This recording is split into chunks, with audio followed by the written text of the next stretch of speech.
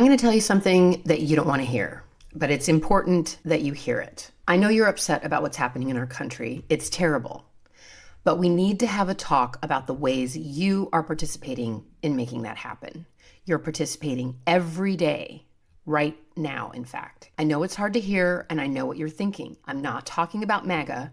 They are too far gone. I'm not talking about them. And I'm also not talking about the silent moderates that King referenced who are sticking their heads in the sand, who prefer an absence of tension to a positive peace. You're online. You're sharing information and uplifting others, speaking truth. All of this is important, but you're still complicit. I'm complicit as well. I'm talking about how we all use these apps. I'm including myself in this. All of us are feeding the machine, our time, our energy, our data. This is all time and energy that we could use to build alternative realities to the one we are living in. We could be building platforms that reward justice over conflict, education over disinformation, understanding over fear. At a minimum, we could be building alternative platforms. That's what Europe is doing, and that's what we should be doing. If you spend any time on TikTok, you'll see video after video of people telling you how to post 6 seconds of B-roll with a catchy title and trending audio to get millions of views. I don't know, with the presumed goal of getting enough followers to make money on these apps. Does anyone even know how much money an average person makes? This is like a ridiculous pyramid scheme where maybe the only people making money off of the fucking apps are the people selling us on strategies to beat the algorithms that are constantly being changed by the tech oligarchs that are determined to mute our content. It's like thinking that you're going to go into the casinos at Atlantic City and the more you play the slots, you'll eventually beat the house. You know how crazy that sounds? The house always wins. And yet, that's what we do every day on these apps when we scroll. And you know what else the house always does? It doles out small payouts every once in a while to keep us playing.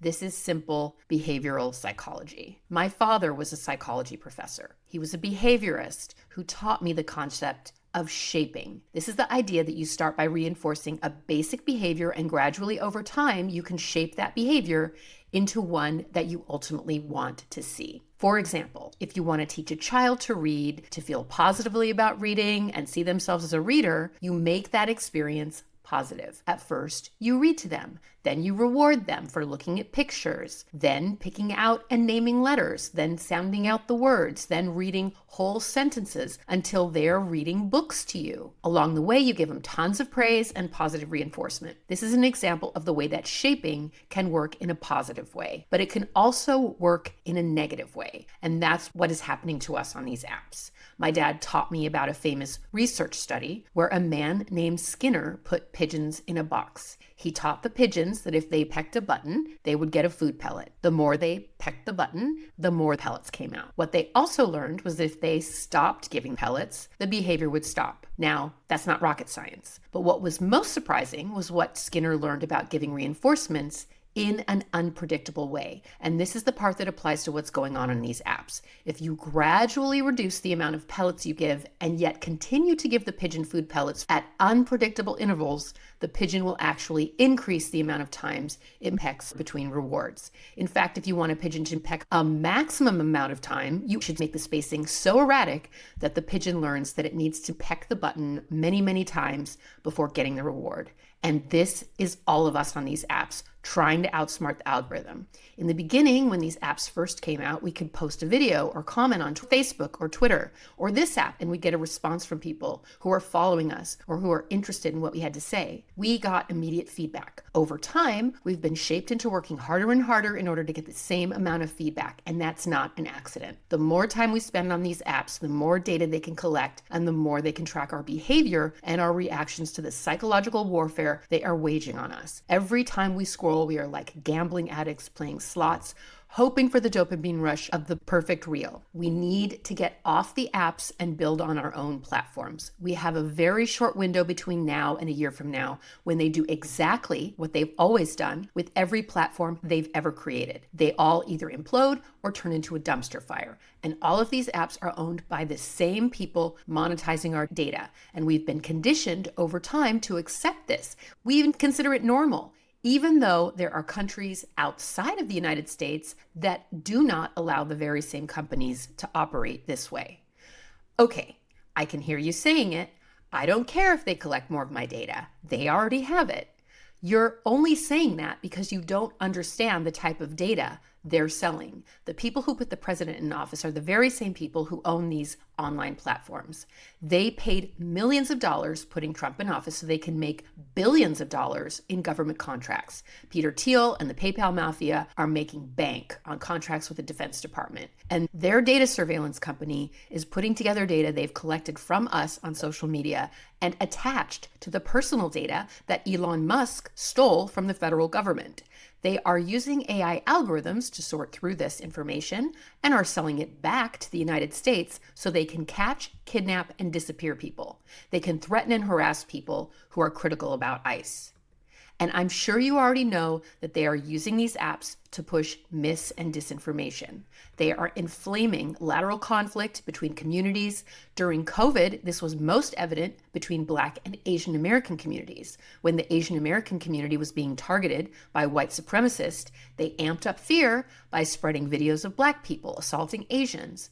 It led to Asian Americans voting for Trump and becoming the face of anti-Black political policies. It was used to dismantle affirmative action and increase police budgets in the wake of George Floyd.